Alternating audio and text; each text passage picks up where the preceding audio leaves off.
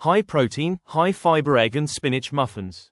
Ingredients: large eggs, 8, Greek yogurt 1/4 cup for creaminess, chopped baby spinach 2 cups. Finely chopped red bell pepper 1/4 cup. Garlic powder 1 teaspoon. Oregano 1/2 teaspoon. Cheddar cheese shredded 1 cup.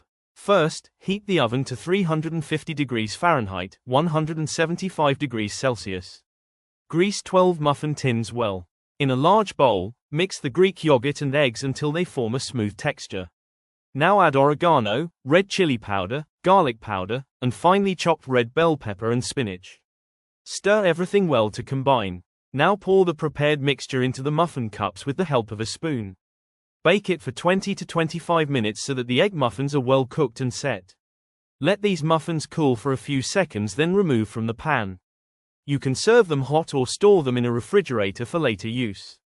Eggs and cheese provide your body a strong protein that keeps your muscles healthy. Spinach and red bell pepper are rich in fiber, which keeps your stomach full for longer and also helps in your digestion. Cheese and yogurt strengthen your bones because they are rich in calcium.